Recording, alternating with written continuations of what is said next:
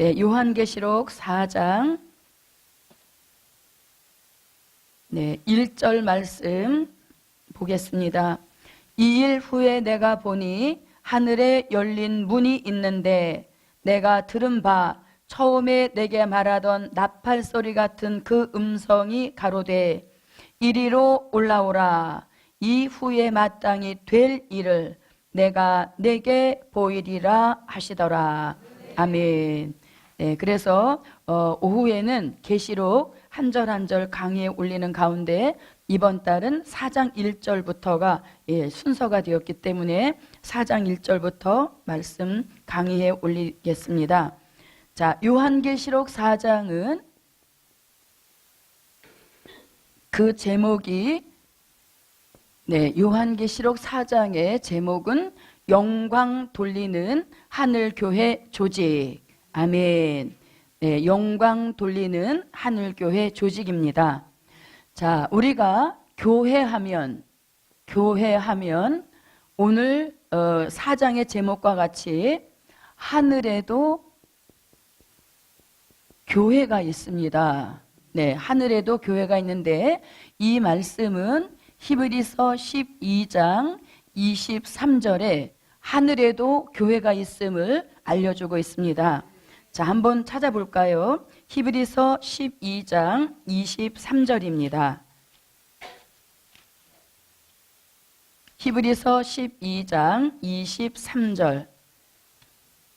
네, 찾으셨으면 읽어주세요.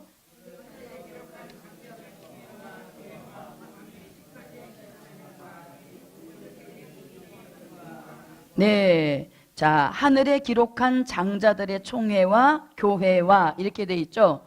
그래서 교회하면 하늘에 교회가 있고, 자, 하늘의 교회를 땅 위에도 세우셨는데 그것을 우리가 땅 위의 교회라고 합니다. 땅 위의 교회. 자, 땅 위의 교회는 마태복음 16장 18절로 19절에서 베드로에게 무슨 열쇠 주시면서 천국 열쇠 주시면서 이 반석 위에 교회를 세우라. 음부의 권세가 이기지 못하리라 하시면서 땅 위에도 교회 세우실 것을 말씀하고 있죠. 그래서 땅 위에 교회를 세워온 지 2000년, 그리고 우리나라만 해도 5만여 교회가 땅 위의 교회로 지금 존재하고 있습니다. 자, 그런데 이 땅 위의 교회는 존재하는 목적이 무엇일까요? 땅 위에 존재하는 교회는 하나님 앞에 영광을 올려드리기 위하여서 교회가 필요한 것이죠. 그래서 오늘 4장에서도 보면 하늘에 교회가 있는데 그 하늘의 교회도 밤낮 쉬지 않고 하나님께 영광 돌리는 그 목적을 가지고 하늘에 교회가 있음을 알려주고 있는 것입니다. 이와 마찬가지로 땅 위의 교회도 하나님 앞에 영광을 올려드려야 되는데 영광 올려드릴 방법이 뭘까요? 영광 올려드리는 방법. 네, 그 방법을 우리는 예배에다 두고 있죠. 네, 예배. 예배는 요한복음 4장 22절로 24절에서 신령과 진정으로 예배하라. 이렇게 예배하는 자를 하나님은 찾으시느니라. 이렇게 말씀합니다. 자, 그래서 교회가 존재하는 목적은 예배를 잘 드려서 하나님 앞에 무한한 영광을 올려드린다면 그 교회는 교회의 목적을 잘 이제 보존하고 있는 그러한 교회입니다. 자, 우리가 예배도 다 법이 있습니다. 예배도 다 법이 있죠. 그래서 그 법에 따라 드리는 예배라야 신령과 진정의 예배가 되는 것입니다. 자, 예배에는 구성 요소가 있게 되어지는데, 자, 예배에서 중요한 것이 찬양이죠. 네, 이 찬양은 정말 그대로 하나님 앞에 바로바로 올려드리는, 정말 영광 올려드리는 큰 방법이라고 보는 것입니다. 자, 시편 150편 9절에 보니까 호흡이 있는 자들마다 여호와를 찬양하라. 하여서 이제 우리는 찬양을 올려드리는 거죠. 호흡이 있는 자마다 여호와를 찬양하라. 호흡이 없는 사람은 죽은 사람이죠. 그래서 살아있는 모든 사람은 하나님 앞에 찬양으로 영광 올려드릴 의무가 있는 것입니다. 왜? 그분은 우리의 창조주이기 때문인 것이죠. 예, 그런데 그런 창조주의 찬양하라는 명령을 무시하고 세상 노래를 많이 하고 있으니까 이것이 참 안타까운 것이죠. 자, 그 다음에 기도가 있어야 되겠죠. 자, 기도는 야고보서 5장 16절로 18절에서 의인의 간구는 역사하는 힘이 많으니라 하면서 이왕 기도하려면 의인의 심정을 가지고 간구하라. 그러면 그 기도에는 하나님이 역사하는 힘을 실어주신다. 그래서 찬양, 기도. 자, 그 다음에 말씀. 말씀이 있어야 예배가 성립이 되어지는데 이 말씀은 마태복음 24장 45절로 46절과 같이 시대적인 말씀, 아멘.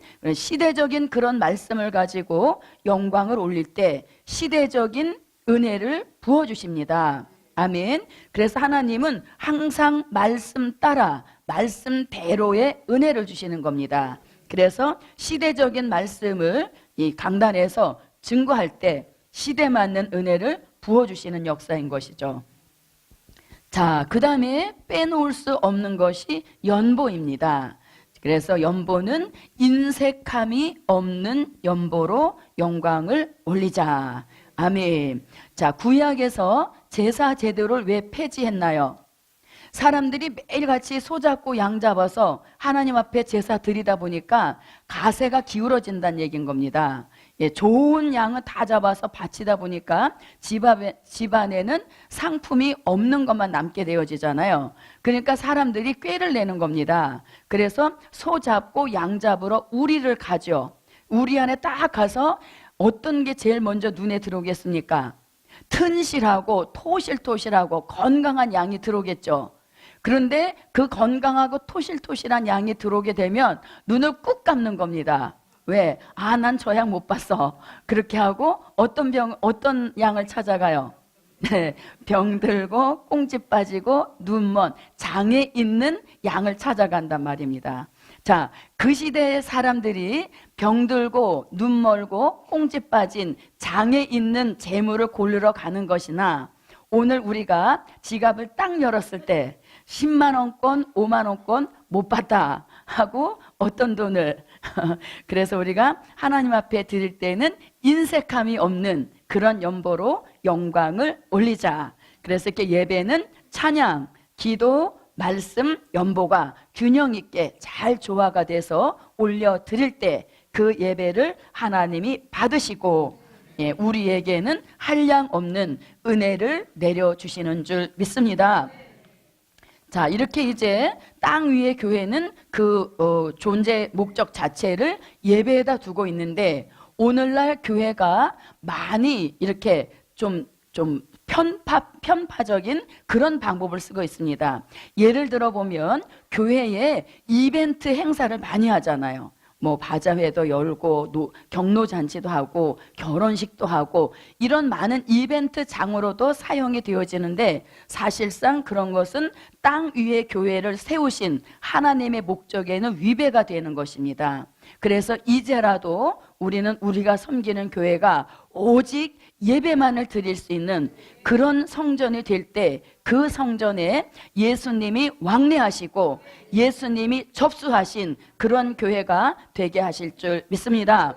자, 이렇게 이제 땅 위에 교회가 예배를 올리는데 자, 그런데 이제 땅 위에 교회가 초대 교회나 지금까지 오면서 이 교회에 대한 어떤 가르는 역사가 없었는데 마지막 시대가 되면 땅 위의 교회가 두 부류로 갈라진다는 것입니다.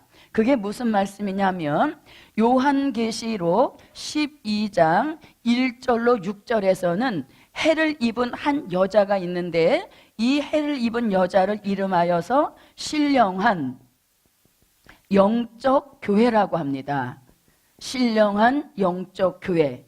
신령한 영적 교회는 종과 성도가 함께 구원받는 역사이죠. 그래서 종은 계시록 12장 5절처럼 들림받아 구원받는 것이고, 교회 성도들은 계시록 12장 6절처럼 어디에 들어가서, 예비처에 들어가서 구원 얻는, 이것이 바로 마지막 때 신령한 영적 교회로서 예표, 우리의 예표가 되는 교회이기도 한 것입니다. 자, 그런가 하면 요한계시록 17장 1절로 3절 같이 붉은 빛 짐승을 타고 나오는 여자가 있는데, 이 여자를 이름하여서 음녀교회라고 합니다. 네, 음녀교회. 이 음녀교회는 땅 위의 교회로서의 본질을 상실해버린 겁니다. 그래서 이런 교회를 일컬어서 변질된 교회라고 하는 것이죠. 또는 비진리와 타협한 교회로서 결국은 심판, 멸망받게 되어지는 그러한 교회인 것입니다. 잘못 믿은 교회로서 종과 교회가 함께 다 버림받게 되어지는 그러한 역사라는 것이죠. 자, 이런 것이 바로 있으므로 저와 여러분은 어떠한 교회로, 네, 신령한 영적인 교회가 되어서 종들은 들림받고, 아멘 하신 분은 들림받고, 그래서 예, 아멘 하고 자, 그래서 신령한 영적 교회 종들은 계시록 12장 5절처럼 들림받고, 또 성도들은 계시록 12장 6절처럼 예비처로 들어가서 마지막 이 시대에 구원받는 그러한 교회가 되어야 될 줄 믿습니다. 자, 이렇게 이제 하늘 위의 교회가 땅 위의 교회로, 자, 그 다음에 땅 위의 교회가 또 어떤 교회로 이루어져야 되느냐, 우리 심령 안에 심령의 교회가 이루어져야 합니다. 심령 안에, 우리 심령 안에도 교회가 이루어져야 되는데, 그 심령 안에 이루어지는 교회를 스가랴 4장 2절에서는 순금 등대 교회요, 또 고린도 전서 3장 16절에서는 우리의 몸이 성전이다, 이렇게 말씀하고 있죠. 자, 그 교회를 일컬어서 요한계시록 1장 20절에서는 일곱 금초대 교회다 하면서 우리 심령 안에도 교회를 이루어야 된다는 것을 말씀하고 있습니다. 그래서 지금까지는 땅 위에 교회를 세우는 일에 전심전력했는데, 이 마지막 시대는 땅 위의 교회도 중요하지만 무슨 교회? 네, 심령의 교회 이루기를 힘쓰라. 예, 이것이 마지막 사명자들에게 주시는 말씀인 것입니다. 자, 그러면 보세요. 하늘의 교회가 땅 위의 교회로, 땅 위의 교회가 심령의 교회로 이루어지면, 심령의 교회를 이룬 자가 결국 하늘의 교회까지 가게 되는 이러한 역사를 주십니다. 자, 그러면 심령의 교회를 이루세요. 심령의 교회를 이루세요. 그러면 심령의 교회를 어떻게 이루어야 되는지 막연하잖아요. 그래서 심령의 교회를 이루는데도 하나님이 진리를 주셨습니다. 알려드릴까요? 네, 그래서 심령의 교회를 이루는 진리를 우리가 어디서 찾아볼 수 있냐면 스가랴 4장 7절입니다. 자, 스가랴 4장 7절의 내용은 뭐냐면, 자, 이스라엘 나라가, 히브리 민족이 바벨론 포로 생활을 끝을 내고 본국으로 돌아왔을 때 예루살렘 성전이 하나도 다 없어졌잖아요. 그래서 이제 예루살렘 사람들은, 이스라엘 사람들은 성전이 구심점이 되어서 그곳에서 하나를 이루는 역사인데, 성전이 없으니까 구심점이 없어졌다는 얘기예요. 그래서 포로 해방을 하고 돌아와서 그 당시에 수룹바벨 성전을 이루는 일이 진행이 되는 겁니다. 그래서 오늘 스가랴 4장 7절 말씀에 보면 수룹바벨 성전 건축을 위하여서 역사가 일어나게 되어지는데, 이 말씀은 역사적인 사실인 것이고, 선지서의 특징은 무엇입니까? 역사적인 사실을 배경으로 해서 오늘 우리에게 또는 앞으로 일어날 것을 예표한 역사인 것입니다. 그래서 스가랴 4장 7절 말씀에 보면 큰 산아 내가 무엇이냐? 내가 수룹바벨 앞에서 평지가 되리라 이렇게 말씀합니다. 자, 그러면 우리의 심령을 이루기 위하여서는 먼저 자신의 심령에 평지를 이루어야 된다는 겁니다. 평지를 이루어야 거기 건축이 돼도 안전한 건축, 무너지지 않는 성전이 세워진다는 얘기인 것이죠. 그래서 평지를 이루기 위하여서 첫 번째 하는 게 뭐냐면 큰 산, 큰 산아, 이 큰 산이라고 하는 건 뭘 가리키냐면 우리 심령에 있는 교만의 산을 가리키는 겁니다. 교만의 산이 우리 안에 뿔뚝 솟아와 있다는 것입니다. 그래서 그런 교만의 산을 놓고는 평지 작업이 이루어지지 않고 또 교만의 산을 놓고는 성전이 이루어질 수 없으므로 큰 산과 같은 교만의 산이 어떻게 무너져야 된다는 겁니다. 그래서 큰 산과 같은 교만의 산은 무너져서 무엇을 이루고 이렇게 해서 이제 평지를 이루는 겁니다. 그런데 우리 안에 큰 산과 같은 교만의 산만 있는 것이 아니라 또 무엇이 있는 게 문제냐 하면 움푹 이렇게 패인 곳이 있어요. 이걸 일컬어서 황폐한 곳 이렇게 합니다. 이 황폐한 곳이라는 것은 우리가 이렇게 신앙생활 해오면서 종은 성도에게, 성도는 종으로부터 상처받은 일들이 있다는 겁니다. 아무도 상처 안 받으셨네요. 그래서 상처받은 일들로 인하여서 심령이 황폐화가 되었다는 거예요. 그래서 이 황폐된 곳을 어떻게 복구시킴으로 심령의 평지 작업이 이루어졌습니다. 아멘. 그래서 다시요. 자, 큰 산과 같은 교만의 산은 무너져서 평지를 이루고 또 상처받고 또 여러 가지 아픈 일을 만났던 황폐했던 심령은 복구시켜서 평지를 이루게 되면 이때부터 이제 심령 성전 건축이 시작이 되어지는 겁니다. 자, 이렇게 평지가 된 심령 속에 평지가 된 심령 속에 그 다음에 이제 2차적으로 할 일이 있는데 그게 뭐냐면 머릿돌을 들여놓는다. 아멘. 머릿돌을 심령 안으로 들여놓는 것입니다. 자, 그러면 우리가 머릿돌이라고 하는 것을 주의 종으로부터 뭐라고 배웠어요? 머릿돌이란 천년왕국 건설하실 예수님을 머릿돌이라 한다 그랬죠. 그래서 머릿돌이란 천년왕국 건설하실 예수님을 일컬어서 돌로 표현하면 머릿돌 이렇게 하는 겁니다. 자, 그러면 머릿돌을 들여놓으라 할 때 예수님을 들여놓을 수 없잖아요. 보이시지도 않는데. 그런데 머릿돌은 천년왕국 건설하실 예수님이라고 했으니까 예수님은 말씀도 되시고 진리도 되시죠. 그래서 머릿돌을 다른 쪽으로 표현하면 천년왕국 이루는 말씀과 진리, 이것을 일컬어서 머릿돌 이렇게 하는 겁니다. 자, 머릿돌의 원뜻은 뭐고요?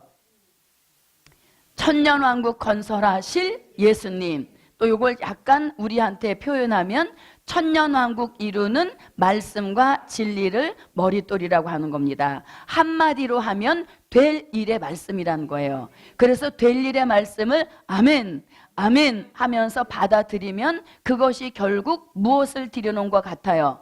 머릿돌을 심령 속에 들여놓은 것과 같다는 이야기인 것입니다. 아멘. 그래서 머릿돌을 심령 안으로 들여놓고 이제 본격적 심령 성전을 이루어가는 겁니다. 자, 여러분, 땅 위의 교회를 건축하는 데에는 재료가 여러 가지가 들어오죠. 시멘트도 들어와야죠, 돌도 들어와야죠, 나무도 들어와야죠, 못도 들어와야죠, 물도 들어와야죠. 아멘 안 하면 계속해요. 그래서 많은 재료가 동원이 되어지는데 심령 안에 이루는 심령의 성전, 심령의 교회는 재료가 딱 두 가지입니다.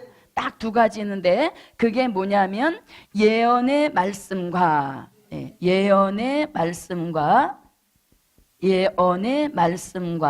그 다음에 말세의 진리, 요 딱 두 가지만 가지고 심령 성전 건축이 이루어지는 것입니다.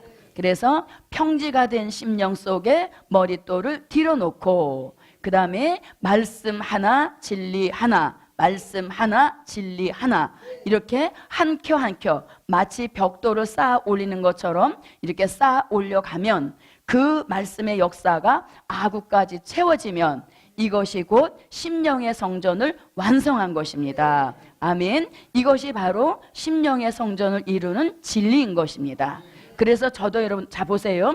자, 땅 위의 교회는 평수가 몇천 평이 되는 큰 성전이라 할지라도 공사 개요 기간이 있죠. 이 성전은 몇 년, 몇 월, 며칠에 시작해서 언제 끝납니다 하는 그런 공사 개요가 있음에도 불구하고 우리 심령 성전은 한 뼘도 안 된단 말이에요. 그럼에도 불구하고 공사 기간이 없어요. 그리고 공사 기간도 개별적으로 다 차이가 있다는 얘기인 것입니다. 그래서 저도 여러분도 오늘 아멘 아멘 하면서 받아들이는 그 말씀이 심령의 성전을 이루는 역사가 함께 하시기를 바랍니다. 자, 이렇게 이제 심령의 성전, 심령의 교회를 이루어야 하는데, 그러면 왜 심령의 교회를 이루라고 자꾸 그러느냐? 자, 심령의 교회를 꼭 이루어야 될 목적이 있습니다.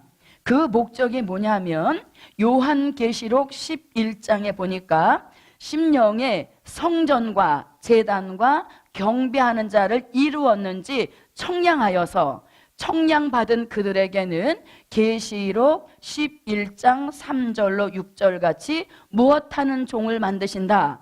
다시 예언하는 종을 만드신다는 거예요. 그래서 여기서 보면 두 감람나무와 두 촛대라 이렇게 말하죠.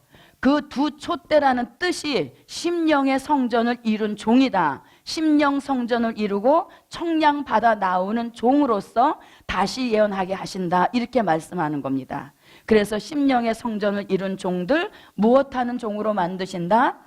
네, 다시 예언하는 종으로 만드신다는 거예요. 그래서 저도 여러분도 심령의 교회 이루기를 힘씁시다. 그리고 청량받아서 다시 예언하는 종된 반열에 함께 오릅시다. 자, 그러면 우리가 주의 종으로부터 예수님을 돌로 표현한 말씀 많이 받았죠. 자, 그거를 이제 오늘 머릿돌이 나왔으니까 제가 간단하게 좀 가르쳐 드릴게요. 자, 저는 이런 표 그리는 걸 좋아해요. 자, 이렇게 해서 자, 제목을 뭘로 잡냐 하면 이사야 28장 16절에 보니까 보라 내가 시온에 한 돌을 두었노니 이렇게 나가죠. 그래서 이것을 한 돌이 되시는 누구? 한 분, 요게 들어가야죠. 한 분 예수님. 네, 이렇게 되는 겁니다. 제목을 이렇게 한 돌이 되시는 한 분 예수님. 자, 그러면 우리가 예수님을 뭘로 표현한다고요? 네, 돌로 표현하는 역사인 것이죠. 자, 그러면 이걸 조금 이제 죄송합니다. 자, 이렇게 해서 자, 그러면 우리에게 가장 익숙한 돌은 뭡니까? 처음에 무슨 돌이 나와요? 버린 돌이 나오죠? 예, 버린 돌. 자, 이 버린 돌은 자, 버린 돌은 성경 어디에서? 마태복음 21장 42절에서 버린 돌 이렇게 나오죠. 그러면 버린 돌은 그 뜻이 뭐예요? 십자가 지신 예수님 이렇게 되죠. 십자가 지신 예수님. 네, 자, 그래서 예수님은 한 돌이 되시는데 그 한 돌 대신 예수님이 버린 돌이시다 이렇게 말합니다. 건축자가 못 쓴다고 버린 돌 이렇게 되어 있죠. 그 버린 돌은 마태복음 21장 42절에 나오는데 그 뜻은 뭐라고요? 십자가 지신 예수님이시다 이렇게 되어지는 것이죠. 자, 그 다음에 이사야 선지자도 이사야 28장 16절에서 십자가 지신 예수님을 돌로 표현하셨는데 무슨 돌이라고? 시험한 돌 이렇게 하죠. 그래서 시험한 돌이요. 자, 시험한 돌이란 말씀은 이사야 28장 16절에서 나오고, 시험한 돌 역시 무슨 예수님? 십자가 지신 예수님이라는 겁니다. 자, 그 다음에 무슨 예수님? 자, 그 다음에 산 돌이 되시는 예수님, 이렇게 돼 있죠. 산 돌이 되시는 예수님. 자, 산 돌이 되시는 예수님은 무슨 예수님? 부활하신 예수님이죠. 예, 부활하신 예수님. 자, 산 돌은 부활하신 예수님인데, 자, 베드로전서, 이게 몇 장이죠? 베드로전서. 자, 요거 우선 나비로 두고, 자, 그 다음에 또 무슨 예수님? 자, 뜨인 돌이 되시는 예수님. 자, 뜨인 돌이 되시는 예수님은 성경 어디에서? 다니엘서 2장 34절로 35절과 45절에서 뜨인 돌이시다 이렇게 말하죠. 뜨인 돌은 무슨 예수님? 네, 심판의 주님을 돌로 표현하면 뜨인 돌이다 이렇게 보는 것이죠. 심판의 주가 되시는 예수님. 자, 심판하신 후에 무슨 돌로 역사하세요? 머릿돌로 역사하시죠. 그래서 머릿돌이 되시는 예수님. 자, 머릿돌이란 말씀은 스가랴 4장 7절과 마태복음 21장 42절에서 머릿돌 이렇게 합니다. 자, 그러면 머릿돌은 무슨 예수님? 천년왕국, 네, 천년왕국 건설하실 예수님이시다. 네, 하실이죠. 아직까지 이루지 않으셨기 때문에 하실 예수님. 자, 이것이 이제 한 분 예수님을 돌로 보았을 때 표현하는 방법입니다. 자, 정리해 볼게요. 자, 한 돌이 되시는 한 분 예수님이 십자가를 지셨을 때는 버린 돌입니다. 그 버린 돌을 이사야 선지자는 시험한 돌 이렇게 말하죠. 그래서 버린 돌, 시험한 돌은 십자가 지신 예수님. 자, 그 다음에 산 돌은 부활하신 예수님. 산 돌은 부활하신 예수님. 그 다음에 뜨인 돌은 심판의 주가 되시는 예수님. 그리고 머릿돌은 천년왕국 건설하실 예수님. 자, 요렇게 되면 돌에 대한 예수님을 한눈에 볼 수 있겠죠. 예, 그래서 이렇게 한 돌이 되시는 예수님. 오늘 무슨 돌이 나왔기 때문에? 네, 머릿돌이 나왔기 때문에 이렇게 한번 정리를 해드렸습니다. 자, 그러면 이제 요한계시록 4장 1절의 말씀으로 본격적으로 들어가도록 하겠습니다. 자, 계시록 4장 1절을 읽어주세요.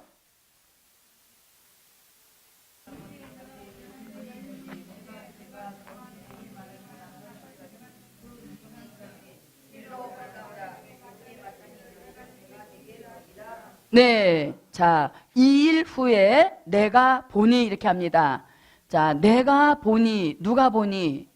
네, 사도 요한이 보니. 그래서 내가 보니 할 때 봤다라는 것은 무엇이 열렸다?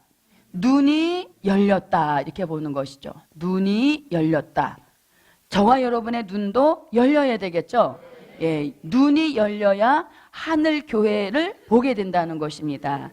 그런데 우리는 왜 눈이 열리지 못하냐면 요한 1서 2장 16절 같이 무엇이 있기 때문에? 안목에 정욕이 있기 때문입니다. 자, 요한 1서를 한번 놔볼게요. 자, 요한 1서 2장 16절 한번 읽어봅니다. 시작.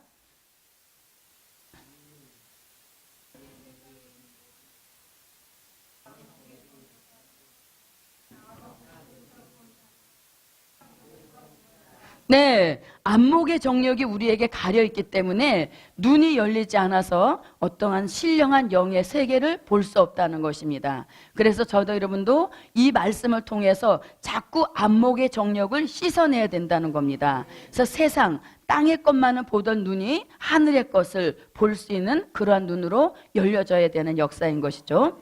자, 그래서 내가 이에 보니 그 다음에 하늘에 이렇게 말입니다. 하늘에 무슨 문이 있는데, 네, 하늘에 열린 문이 있는데 이렇게 합니다.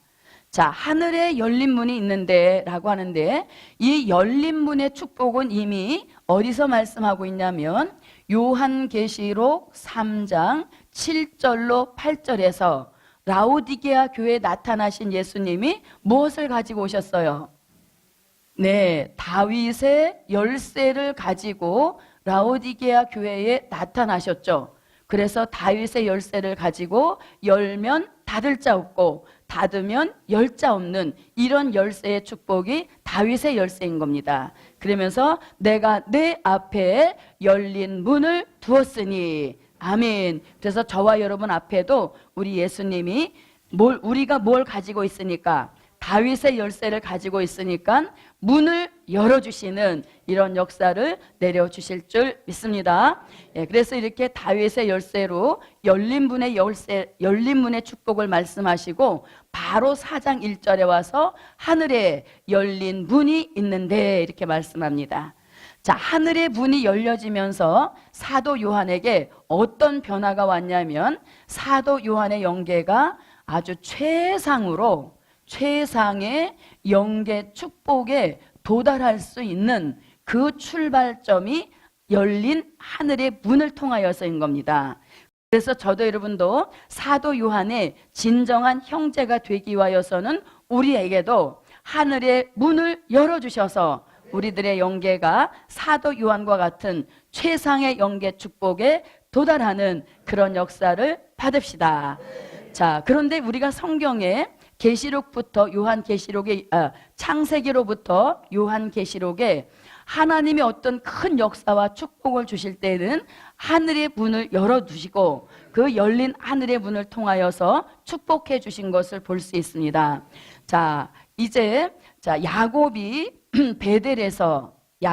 베델에서 잠을 자고 있을 때 하늘의 문이 열렸죠. 그러면서 사닥다리가 내려오면서 천사가 오르락 내리락 하면서 야곱에게 복을 주려고 했던 그런 역사도 하늘의 문이 열리면서 일어났던 역사인 것입니다. 자, 그 다음에 에스겔 선지자가 하늘이 열리면서 보호자 세계를 보이는 그런 역사를 받았었고, 자, 그 다음에 또 이제 건너와서 예수님이 어디에서 요단강에서 세례를 받으실 때도 하늘의 문이 열리면서 예수님 물 위에서 올라오시는 예수님 머리 위에 비둘기가 머무르고 그 다음에 이는 내 사랑하는 아들이라 하는 음성이 들릴 때도 하늘의 문이 열렸던 것입니다. 자, 그 다음에 스데반이 순교하여 죽을 때도 하늘의 문이 열리면서 예수님이 보좌 우편에 서신 것을 본 이런 모든 역사가 다 하늘의 문이 열리는 역사 속에 일어났던 일들인 것입니다. 그래서 하늘의 문이 열리는 것은 이렇게 역사적으로만 열리는 것이 아니라 오늘도 뜻이 있는 종들에게는 하늘의 문을 열어주셔서 우리가 미처 깨닫지 못했던 하나님의 비밀에 대한 큰 깨달음의 역사를 열린 하늘의 문을 통하여 내려주실 줄 믿습니다. 이렇게 해서 이제 하늘에 열린 문이 있는데 내가 들은 바 이렇게 합니다. 내가 들었다는 것은 누가 들었다고요? 네, 사도 요한이 들었다 이렇게 말하죠. 자, 그러면 들었다는 것은 무엇이 열린 겁니까? 그렇죠. 내가 들으니 할 때 들으니라고 하는 것은 귀가 열렸다 이런 뜻인 것이죠. 귀가 열렸다. 자, 귀가 열리면서 무엇을 듣게 되나요? 주의 음성을 듣게 되는 것이죠. 자, 그러면 저도 여러분도 똑같은 귀인데 똑같은 귀임에도 불구하고 어떤 사람에게는 말씀이 들리는가 하면 어떤 사람에게는 도무지 말씀이 들리지 않는다는 거예요. 그래서 하나님께서 마지막 이 시대에 이사야 50장 4절로 5절에서 하나님께서 말씀이 들리도록 귀를 열어주셨는데 그 말씀이 들리도록 열어주신 귀를 이름하여서 학자의 귀 이렇게 합니다. 학자의 귀. 그래서 아침마다 나의 귀를 열어사 학자같이 알아듣게 하시도다. 그래서 말씀이 들리는 것은 내가 똑똑하고 내가 유능해서가 아니라 하나님이 우리 귀를 열어주셨기 때문에 말씀이 들린다는 것입니다. 그래서 지금도 우리가 이렇게 계시록 전해보면 아주 깜깜절벽이라서 그런 말 하려면 우리 집에 오지도 말라고 막 이렇게 문전박대하는 사람들도 있습니다. 그런 사람들은 뭐가 안 열려서, 예, 귀가 안 열려서 하나님의 말씀임에도 불구하고 안 들린다는 거죠. 그래서 그거는 하나님이 아직은 안 열어주셨다는 얘기인 것입니다. 그래서 사도 요한도 귀가 열리면서 주의 음성을 들었는데 저와 여러분은 오늘 귀를 열어주셔서 요한계시록 하나님의 비밀의 말씀이 들리는 그런 특별한 은혜를 함께 받읍시다. 자, 이렇게 말씀을 듣도록 귀를 열어주셔도 그 다음에 중요한 게 뭐냐면 미가 선지자가 미가서 1장 2절에서 뭐라 하냐면 너희는 말씀을 들을 때 어떻게 들어라? 자세히 들어라. 이렇게 말씀을 자세히 들어라. 어떻게 듣지 말고, 네, 건성건성 대충대충 듣지 말고 자세히 들으라는 겁니다. 왜 자세히 들으래요? 전할 때도 자세히 전해야 되잖아요. 자, 우리는 들은 대로 전하게 되어 있죠. 그래서 자세히 들은 사람은 전할 때도 자세히 전할 수 있다는 것입니다.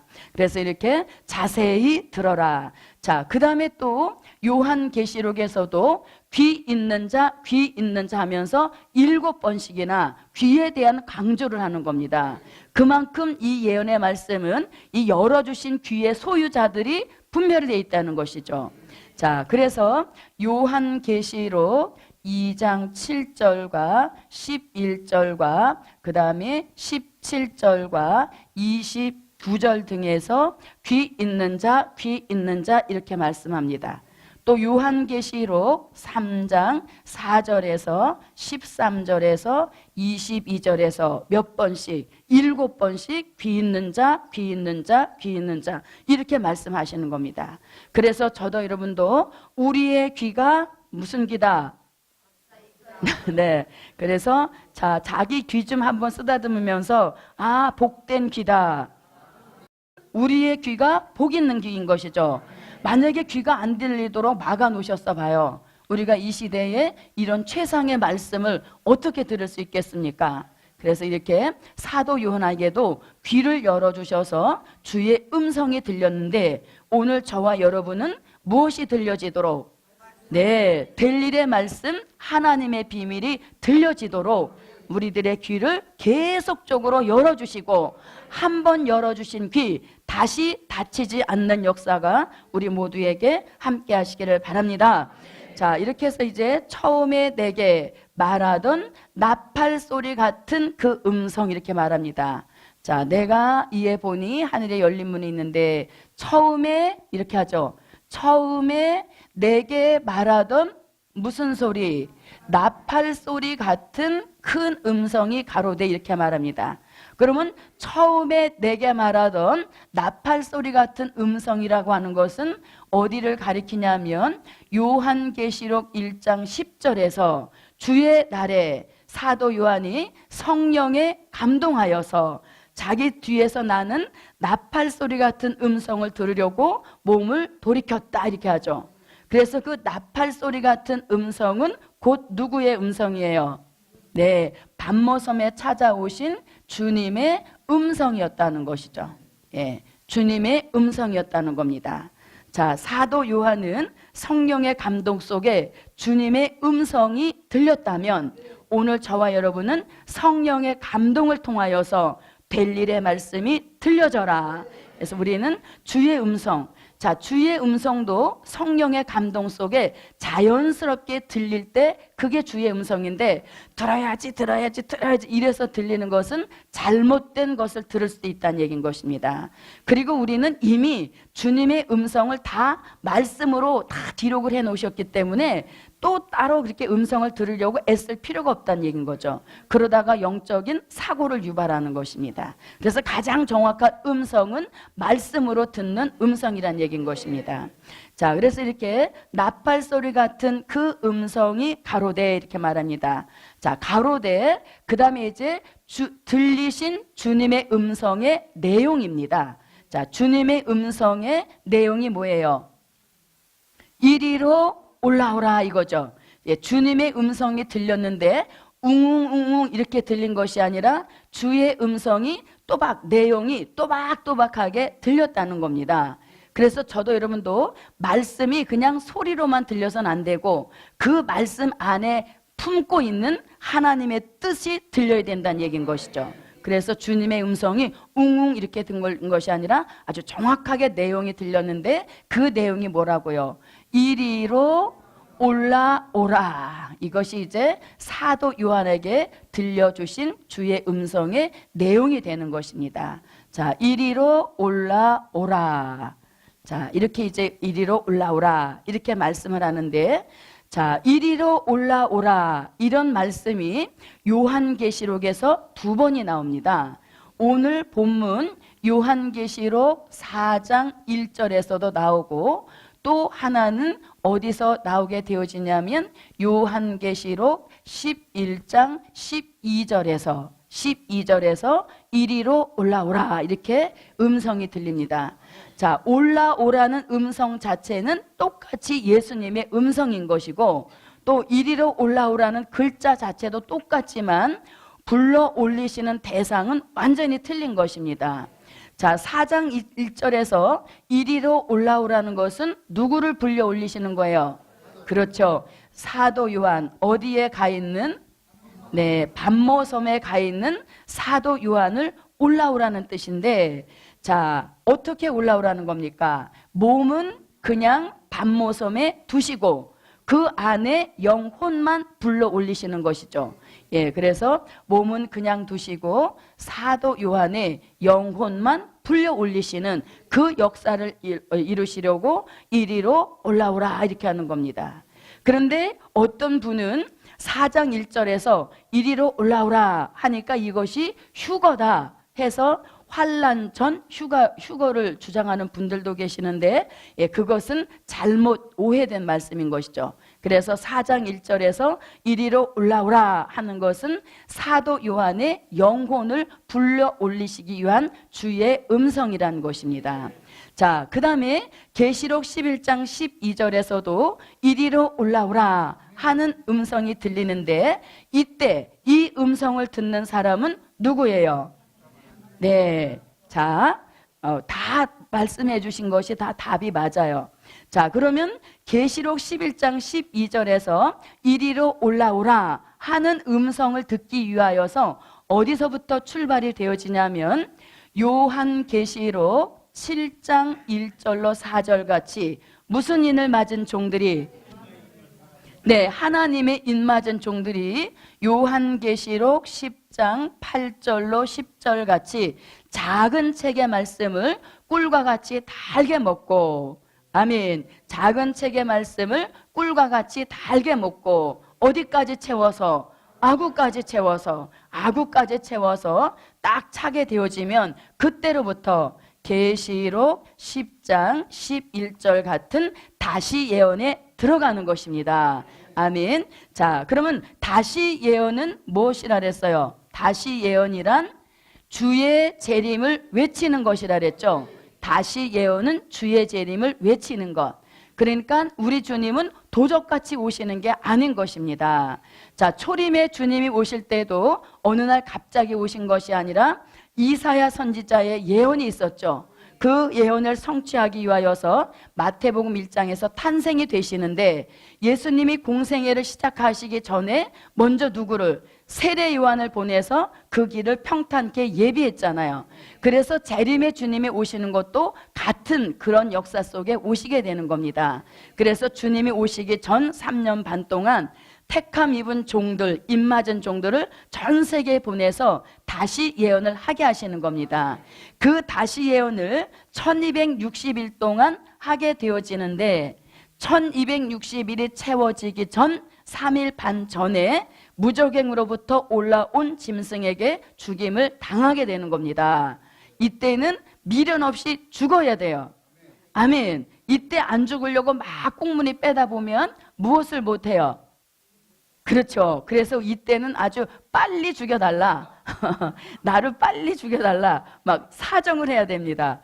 죽음을 피해 다니면 안 되는 거예요. 예, 그래서 이제 3일 반 동안 무적행으로부터 올라온 짐승에게 죽임을 당하여 시체로 있게 되는 겁니다. 그리고 그 영혼은 낙원에 가서 3일 반을 지내게 되는 거죠. 자, 이렇게 시체된 속에 하나님께로부터 무엇이 생기가 들어와서 자기 발로 일어섬과 동시에 무슨 말씀이 들리는 거예요? 이리로 올라오라 하는 음성을 듣고 구름을 타고 올라가는 역사인 겁니다. 그래서 이리로 올라오라는 말씀 자체 똑같고 또 말씀 외치시는 주의 음성은 똑같지만 이 대상은 틀리다는 것입니다. 그래서 4장 1절에는 누구를, 사도 요한을, 그 다음에 11장 12절에서는 다시 예언하는 하나님의 입맞은 종들을 올리시는 역사인 것입니다. 그래서 예수님은 여기에서 오시는 것이 아니라 11장이 되면 이때 공중에 오시는 역사인 것입니다. 자, 그래서 이렇게 다시 4장 1절로 와보겠습니다. 자, 그 음성이 가로되 이리로 올라오라. 자, 올라오라 하시고 올라온 후에 사도 요한이 할 일을 이제 지시해 주시는 겁니다. 자, 그 지시가 뭡니까? 이후에 마땅히 될 일을 내가 내게 보이리라 이렇게 말씀하죠. 그러니까 사도 요한을 공중으로 불러 올리셔서 이제 하실, 즉 사명을 주시는데 그게 뭐냐면 이후에 마땅히 될 일을 내게 보이리라 이렇게 말씀합니다. 그러니까 이제 사도 요한이 성령의 감동 속에 보좌 3개 위에 올라가서 마땅히 될 일을 보고 기록한 것이 무엇이에요? 요한계시록이라는 얘기인 것이죠. 자, 그러면 여기서 뭐라냐면 마땅히 될 일을, 자, 여러분 될 일이 있다는 것은 이미 무슨 일이 있었다? 그렇죠. 될 일이 있다는 것은 이미 된 일이 있었기 때문에 될 일도 있다 이런 얘기가 되어지는 것이죠. 그래서 성경 66권은 무슨 일과 무슨 일로? 네, 요한계시록에서 된 일도 있었다 이런 말씀 자체는 다루고 있지 않지만 될 일이다 이렇게 하는 것을 볼 때 이면적으로 된 일이 있었기에 될 일도 있구나 이렇게 우리가 추측해 볼 수 있다는 얘기인 것이죠. 자, 된 일이 있었고 그 다음에 오늘 본문에서 말씀하는 될 일도 있다는 것입니다. 자, 그러면 된 일은 고린도전서 15장 3절로 4절과 같이 역사적인 사실로 이루어졌던 일인데 오전에 공부했죠. 예수님의 탄생, 예수님의 십자가, 예수님의 부활, 예수님의 승천, 그리고 성령을 보내주시고 초대교회 역사가 시작된 것, 이것이 성경대로 된 일입니다. 그래서 우리는 된 일을 2000년 동안 믿어온 것이죠. 그런데 이제 요한계시록이 개봉이 되면서 이 된 일만 믿어서는 반쪽 믿음이라는 것입니다. 무슨 믿음? 반쪽 믿음이에요. 그래서 우리가 믿음도 완성된 믿음을 소유할 때인 것입니다. 그 완성된 믿음을 주시려고 무슨 일을 공개하시는 겁니까? 될 일의 말씀을 공개하신다는 것이죠. 그래서 될 일은 요한계시록 1장 1절, 1장 19절, 오늘 본문 4장 1절, 계시록 22장 6절 등에서 반드시 속히 될 일, 그 다음에 장차 될 일, 마땅히 될 일, 결코 속히 될 일 이렇게 말씀하죠. 그래서 된 일과 될 일이 합쳐져서 성경 66권을 이룬 것이고 된 일과 될 일을 함께 믿을 때 우리의 믿음은 완성된 믿음입니다. 아멘. 자, 이렇게 이제 된 일과 될 일이 있는데, 자, 그러면 될 일은 뭐라고요? 앞으로 환란이 온다는 것이 될 일이요. 주의 재림이 공중에 있다는 것이 될 일이요. 또 심판하시기 위하여 오신다는 것이 될 일이요. 그리고 심판하신 후에 천년 왕국 새 시대를 이루는 것이 될 일입니다.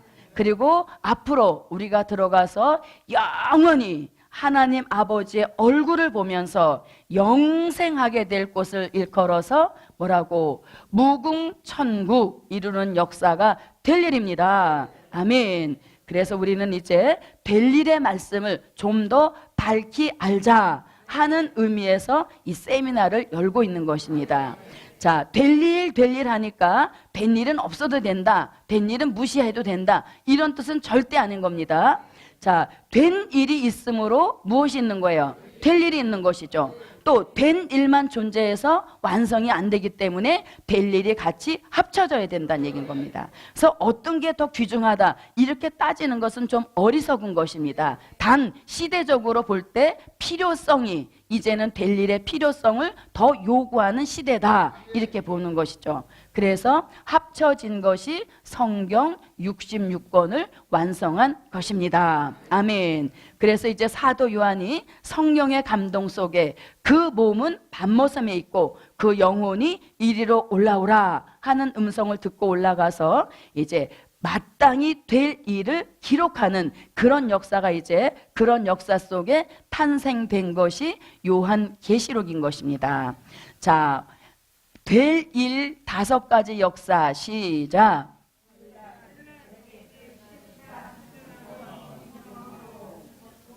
네, 그래서 이 될 일의 말씀을 이제는 우리가 자, 여러분 문 목사님한테 우리가 설교를 들으면서 좀 도전받은 것이 있죠. 뭐냐면 자, 앞으로 요한계시록을 못하는, 요한계시록을 증거하지 못하는 사람은 라면도 못 얻어먹는 시대가 온다. 이게 이제 미래를 보시는 문 목사님의 그 지론이세요. 그래서 앞으로는 요한계시록을 알아야 어디 가서도 뭘 얻어먹을 수 있다. 예, 한정식을 먹을 수 있다 이렇게 얘기하시잖아요. 그래서 라면 먹을래? 한정식 드실래? 이렇게 하면 자, 그래서 우리가 이 될 일의 말씀을 이제는 집중적으로 무장해야 할 때가 되었다는 것입니다. 자, 그럼 이제 마땅히 될 일을 내가 내게 보이리라 하시더라 하면서 이제 본격적으로 영광 돌리는 하늘교회 조직 광경이 2절 말씀부터 이제 시작이 되어지는 겁니다. 자, 그럼 이제 2절로 들어갑니다. 자, 2절 읽어주세요.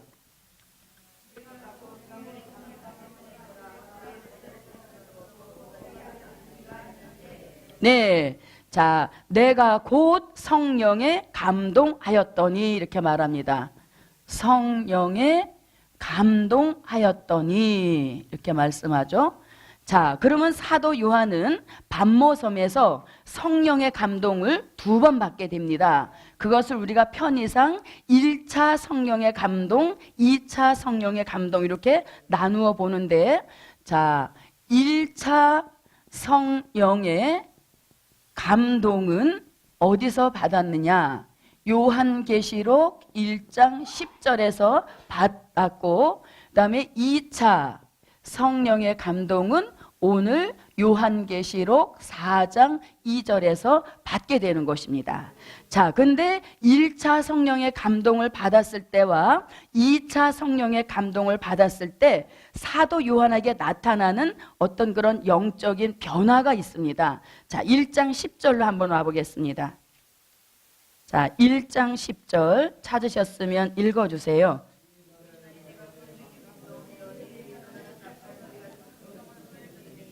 네. 자, 성령의 감동을 먼저 받았죠. 주의 날에 내가 성령에 감동하여 내 뒤에서 나는 나팔 소리 같은 음성을 들으니 이렇게 되어 있습니다. 그러니까 1차 성령의 감동을 받을 때는 감동을 먼저 주시고 감동을 먼저 주신 후에 자기 귀에 나팔 소리 같은 음성이 들리는 겁니다. 그래서 그 음성이 누군가 하고 뒤를 딱 돌아보니까 밤모섬에 오신 주님의 음성이란 얘기죠. 이건 무슨 뜻이냐면, 자, 사도 요한하고 예수님하고 같이 생활을 하다가 예수님이 승천해서 올라가신 후에 시간의 공백이 얼마인지 모르지만 음성 들은 지가 오래됐다는 얘기예요. 그래서 사도 요한은 반모섬에서 늘 오전에는 석수장의 생활을 하고 밤에는 기도 생활로서 성령의 감동이 멈추지 않는 생활을 계속 유지해 왔다는 겁니다. 비록 그가 반모섬에서 죄수의 입장이었었지만 성령의 감동이 끊이지 않도록 본인의 영적 관리를 매일매일 같이 해왔다는 것이에요. 그래서 반모섬의 그 열악한 환경이었지만 하나님의 성령을 딱 내려주시니까 그 성령의 감동에 재빨리 들어오게 된 것이죠. 들어오면서 성령의 감동을 받으면서 음성이 들리는 거예요. 그래서 딱 들어보니까 이것이 예전에 듣던 그 주님의 음성이로구나 하는 것을 알아들었다는 겁니다. 무엇을 받았기 때문에? 그렇죠. 성령의 감동을 받았기 때문에 들리는 음성이 오래간만에 듣는 주의 음성이라도 낯설지 않고 그 감동 속에 자신을 찾아오신 음성이 주의 음성이라는 것을 알게 되었다는 거예요. 그래서 이것은 선 감동 후 깨달음의 역사인 거예요. 먼저 감동을 주시고 주의 음성이라는 것을 깨닫게 하셨다는 거죠. 왜? 감동을 안 주신 상태에서 주의 음성이 들리면 이게 무슨 소리야 하고 내팽개칠 수도 있는데 감동을 먼저 주심으로 인하여서 음성의 소유자가 주님인 것을 알게 되었다는 겁니다. 이게 1차 감동을 받았을 때 일어났던 사도 요한의 역사인 것이고, 그 다음에 이제 넘어오게 되어지면, 자 4장으로 오게 되어지면 어떻게 되옵니까? 4장 1절에서 이미 주의 음성, 처음에 내게 말하던 나팔 소리 같은 음성이 또 들리는 거예요.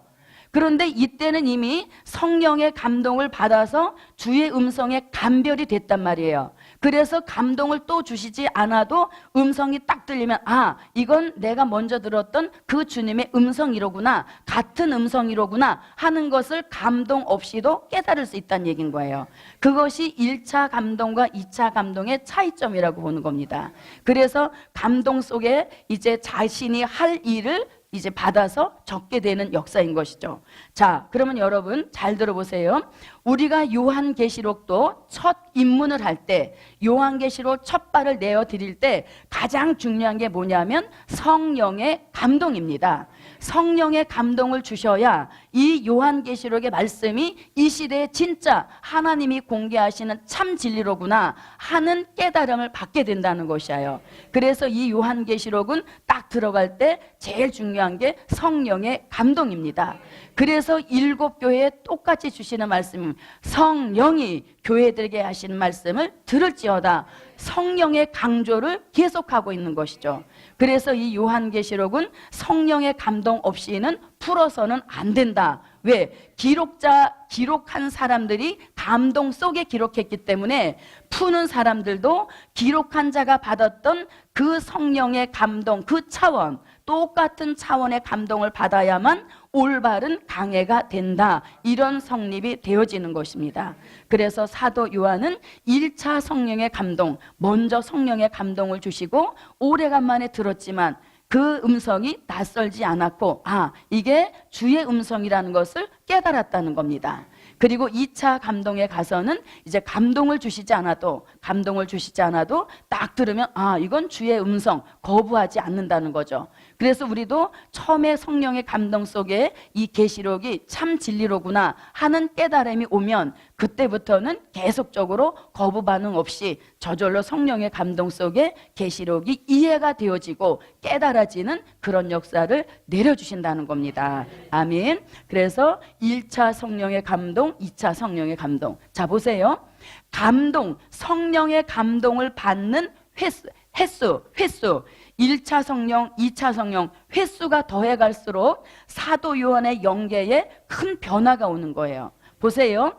1차 성령의 감동을 받았을 때는 그냥 주의 음성을 듣고 주의 모습만 보게 되었는데 2차 성령의 감동을 받으면서 무슨 문이 열려? 하늘의 문이 열리는 이러한 역사가 일어났다는 겁니다. 그리고 보호자 세계까지 올라가서 하나님이 계시는 보호자 세계를 아주 일목요연하게 조직적인 광경을 다 볼 수 있는 그런 역사가 성령의 감동을 받으면 받을수록 그 영계 차원이 높아진다는 것을 알려주고 있는 말씀인 거죠. 그래서 이 요한계시록은 절대적으로 성령의 감동이 우리 깨달음을 주시는 원동력이란 얘기인 것입니다. 자, 다 같이 성령의 감동 속에 예언의 말씀 밝아진다. 네, 그래서 이 예언의 말씀은 항상 성령의 감동 속에서만 바른 진리로 풀어지고 바른 진리로 믿어지는 역사인 것입니다. 그래서 성령의 감동을 1차적으로 받았을 때와 2차적으로 받았을 때의 차이점, 그리고 변화된 상황, 이런 것들을 볼 수 있는 것입니다. 자, 그 다음에 이제 또 보겠습니다. 내가 곧 성령에 감동하였더니 보라. 자, 감동 속에 사도 요한의 영적 기능이 계속 열리는 겁니다. 보라, 뭐 눈이 또 계속 열리는 역사인 것이죠. 보라, 그 다음에 뭐라고? 하늘의 보좌를 베풀었는데, 이렇게 되어지죠. 자, 보라 하면서 하늘의 보좌를 베풀었는데, 하늘의 보좌. 자, 이 하늘의 보좌를 일컬어서 또 뭐라고 하냐면 영광의 보좌, 이렇게도 하는 겁니다. 삼위일체 하나님이 앉아 계시는 영광의 보좌다, 이렇게 말합니다. 자, 이 삼위일체 영광의 보좌, 하늘의 보좌를 요한계시록 3장 21절에서는 뭐라고 하냐면 아버지 보좌, 이렇게도 합니다. 아버지 보좌, 내가 이기고 아버지 보좌에 앉은 것처럼 이기는 너도 내 보좌에 함께 앉게 하리라, 이렇게 말씀하죠. 예, 그래서 삼위일체 하나님이 앉아 계시는 보좌를 하늘의 보좌 또는 영광의 보좌 또는 아버지 보좌, 이렇게 하는 것입니다. 자, 이제 보좌 얘기가 나왔으니까, 자, 그 다음에 이제 또 무슨 보좌가 있냐면, 자, 요한계시록 20장 4절로 6절에서는 천년 왕국 이루어지면 왕권 받을 종들에게 앉히실 왕권의 보좌가 있는 것입니다. 자, 그 다음에 이제 조금 이따 나오겠지만 요한계시록 4장 4절에서는 무슨 보좌? 24 장로가 앉는 24 보좌도 있다. 자, 이것이 이제 성경에서 말씀하는 하나님 편의 보좌입니다. 자, 하나님 편의 보좌는 무슨 보좌? 영광의 보좌, 아버지 보좌, 왕권의 보좌, 24 보좌. 이것이 이제 하나님 편의 보좌 역사인 것입니다. 자, 이런 보좌도 있는가 하면 또 어떤 보좌도 있냐면, 자, 요한계시록 16장 10절에 보면 무슨 보좌? 짐승의 보좌, 이런 말도 있어요. 자, 이 짐승의 보좌란 말은 무슨 뜻이냐면 요한계시록 13장 같은 무슨 시대? 수정통치 시대 때, 수정통치 시대 때 이 시대의 지배자, 짐승, 곧 무신론 공산주의자가 지배자가 되어서 앉게 될 보좌를 일컬어서 짐승의 보좌, 이렇게 하는 겁니다. 자, 이 짐승의 보좌는 어디로부터 받게 되었냐면 요한계시록 13장 2절에 보니까 용이 이렇게 하죠. 용은 누군데? 옛 뱀이요 마귀요 사단이 짐승 무신론 공산주의에게 세 가지 역사를 주는데, 그 역사 중에서 자, 능력과 그 다음에 보좌와 큰 권세를 주므로, 누구에게? 짐승에게 주므로 짐승이 이 지배자에 앉을 수 있다는 것입니다. 그래서 이렇게 계시록 16장 10절에서 짐승의 보좌라고 하는 것은 계시록 13장 같이 수정통치 시대가 이루어질 때 그 시대의 지배자, 곧 무신론 공산주의가 앉게 될 지배자의 보좌를 가리키는 것으로서 이 보좌는 계시록 13장 2절에 보니까 용이 준 보좌다, 이렇게 되어지는 것이죠. 자, 이것이 이제 보좌에 대한 모든 말씀이고, 자, 다시 이제 본문으로 돌아가서 무슨 보좌? 영광의 보좌, 하늘의 보좌에 누가 앉아 계셔요? 누가 앉아 계시나요? 삼위일체 하나님이 앉아 계시지요. 자, 그런데 잘 보세요. 자, 이렇게 이제 보좌가 있는데 이런 의자, 이게 이제 영광의 보좌라고 한다면 삼위일체 하나님이 이렇게 세 분이 앉아 계시는데 이 세 분의 모양을 보석으로 보여주신 겁니다. 자, 그런데 자, 이렇게 세 분이 앉아 계시는데 여러분 이런 생각 안 해봐요? 아, 보좌 세계가 넓을 텐데 왜 의자 하나를 놓고 세 분이 이렇게 끼어 앉아 계시지? 그러면 위험도 없어 보이고, 그러니까 의자를 하나씩 하나씩 따로 놓고 앉아 계시는 게 훨씬 보기 좋고 권위도 있어 보일 텐데 왜 이렇게 의자 안에 서로 끼어 앉아 계실까? 이런 생각 안 해보세요? 저만 해봤나 봐요. 자, 이유가 있죠. 왜일까요?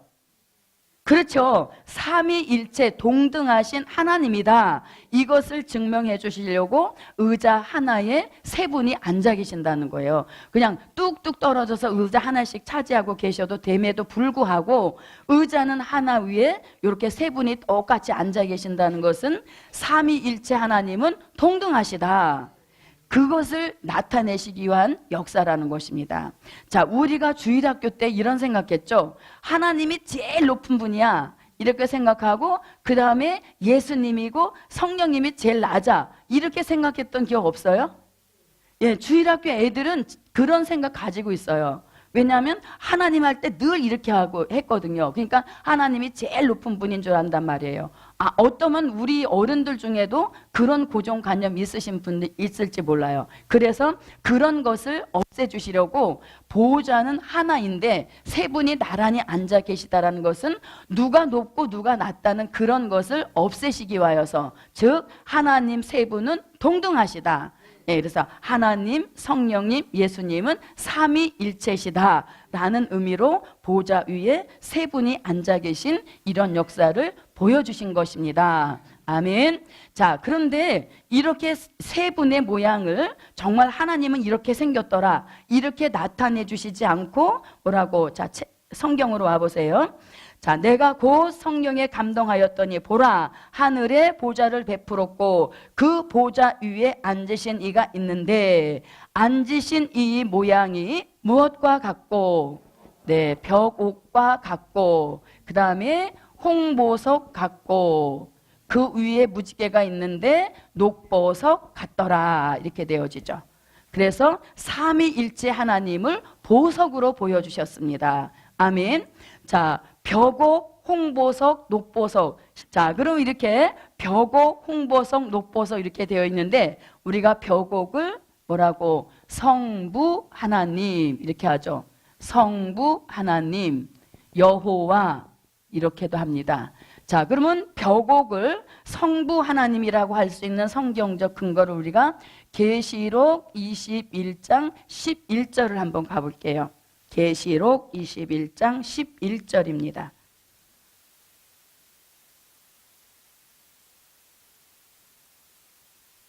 계시록 21장 11절. 자, 찾으셨으면 읽어주세요.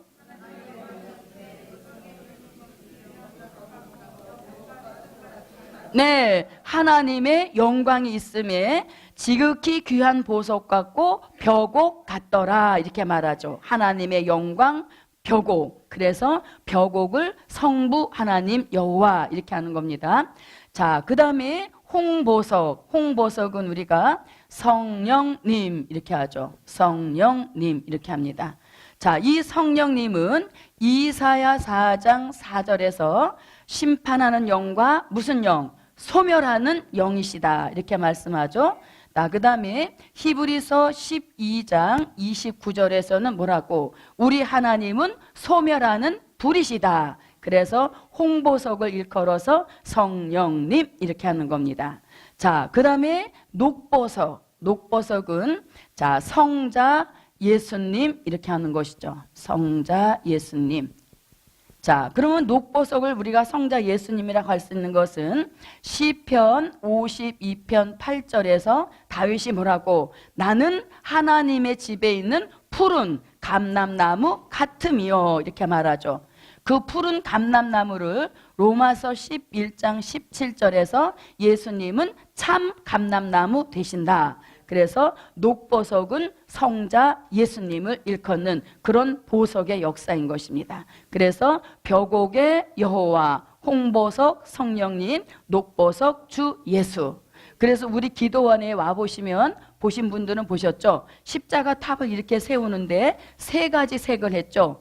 옥색, 그 다음에 붉은색, 녹색 이렇게 해서 십자가 탑을 세워놨어요. 그리고 우리 차에도 요 삼색을 가지고 이렇게 띠를 둘러놨습니다. 그 삼색이 다 뜻이 있는 것이죠. 그래서 항상 삼위일체 영광, 하나님의 역사가 임하는 그런 역사를 상징한 것입니다. 자, 이렇게 세 가지의 보석으로 보여주셨습니다. 자, 다 같이 벽옥의 여호와, 홍보석 성령님, 녹보석 주 예수. 예. 자, 그래서 우리가 집에 돌아갈 때도 막 혼잡 속에 돌아가시지 마시고 오늘 배운 말씀 벽옥의 여호와, 홍보석 성령님, 녹보석 주 예수 이렇게 하는 게 말씀 무장이 자연스럽게 되는 것입니다. 예, 수시로 그렇게 하는 것이 갑자기 하게 되어지면 그 순간이 지나면 다 잊어버리는 거예요. 그래서 생활 속에서 자꾸 말씀의 무장을 친숙하게 하라는 것이죠. 그렇게 하는 것은 잊어버리지도 않고 또 자연스럽게 떠오를 때가 되면 탁 떠오르는 그런 역사를 받게 되는 것이죠. 자, 그 다음에 이제 보세요. 3절 앉으신 이의 모양이 벽옥과 홍보석 같고 또 뭐가 있어서 무지개가 있어서 이렇게 합니다. 무지개. 자, 이 무지개는 창세기 9장 11절부터 17절 사이에 무지개란 말씀이 3번 등장이 되어집니다. 자, 다 아는 것처럼 우리 무지개는 뭡니까? 언약이죠. 무슨 언약? 다시는 물로 심판하지 않겠다라는 언약인 것입니다. 그런데 창세기에서 언약의 상징으로 주신 그 무지개가 요한계시록 4장 보좌 세계에 여전히 둘려져 있다는 것입니다. 그래서 이것은 무엇이라고 아침에 말씀드렸죠? 하나님의 한 번 하신 언약은 불변하신다. 아멘. 그래서 우리가 하나님을 믿을 수 있다라는 것이잖아요. 사람은 어떻게 한 번 약속했어도 자기에게 불리하면 바로 파기시키잖아요. 그런데 하나님은 창세기에서 약속하신 언약하신 그 언약을 계시록에 이르기까지 계속 지켜오고 계신다는 겁니다. 그래서 하나님의 한 번 언약은 불변하시다 이렇게 말씀드릴 수가 있는 겁니다. 자, 그러면 언약에 대한 말씀을 성경 다른 곳에서 한번 찾아보면 이사야 54장 9절로 10절에서도 말씀하고 있고, 자, 그 다음에 말라기 2장 4절과 5절에서도 언약에 대한 말씀을 하고 있습니다. 자, 그럼 먼저 이사야 54장 9절로 10절을 한번 보겠습니다. 이사야 54장 9절로 10절. 자, 오늘 점심 맛이 있었어요? 맛이 없었어요? 맛있었잖아요. 그죠? 그런데 맛이 있게 드시면 꼭 오셔서 인사를 하세요. 근데 오늘은 맛있게 드신 분이 한 분도 없는 것 같아요. 네, 모르시는 분은 그냥 넘어가고요. 자, 이사야 54장 9절로 10절입니다.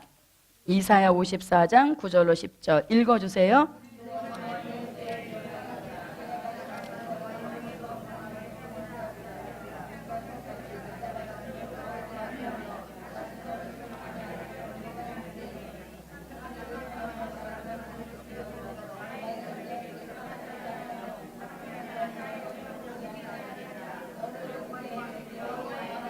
네, 화평케 하는 나의 언약은 떠나지 아니하리라.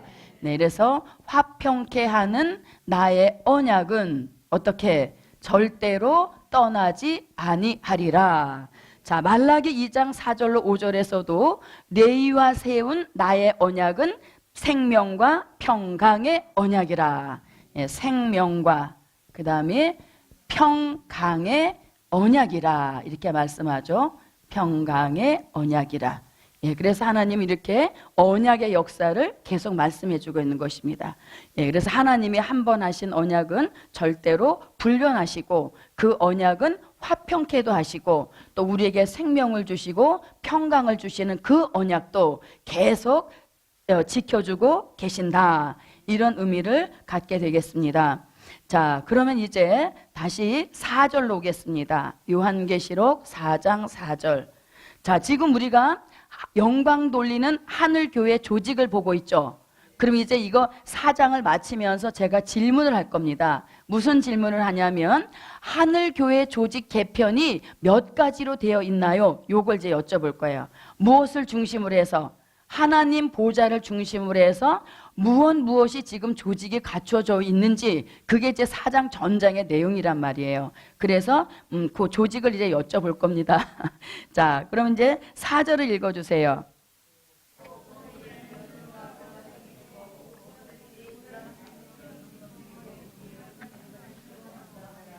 네. 자, 거기서 또 내가 보좌들을 보니 이렇게 돼 있죠. 그러면 또 보좌에 둘려 이렇게 되는데, 자, 먼저 나오는 이 보좌, 또 보좌에 둘려 할 때 이 보좌는 계시록 4장 2절로 3절 말씀에 나오는 무슨 보좌? 영광의 보좌를 가리키죠. 삼위일체 하나님이 앉아 계시는 영광의 보좌. 또 계시록 3장 21절 표현에 의하면 아버지 보좌, 이런 의미를 하는 겁니다. 자, 그러면 이 영광의 보좌를 둘러서 뭐가 있더라? 24 보좌들이 있고 이렇게 합니다. 자, 24 보좌들이 있고 이렇게 말합니다. 24 보좌가 어떻게? 하나님의 영광의 보좌를 중심으로 해서 삥 둘러서 24 보좌가 둘려져 있다는 것입니다. 그런데 이 24 보좌 위에 누가 앉았더라? 24 보좌들이 있고 그 보좌들 위에 24 장로가 앉았더라, 이렇게 말하죠. 24 장로가 앉아 있더라, 이렇게 합니다. 자, 그러면 이 24 장로를 우리가 뭐라고 보나요? 구약에 12지파 족장이 있죠. 예, 그걸 가리키는 것이고, 신약에는 12사도를 가리키는 것입니다.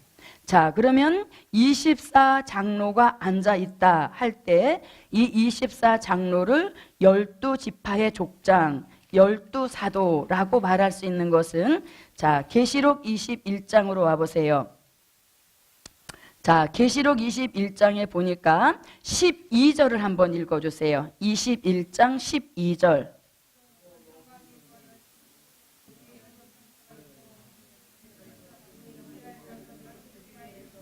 네, 이스라엘 자손 12지파의 이름들이 있더라, 이렇게 말하죠.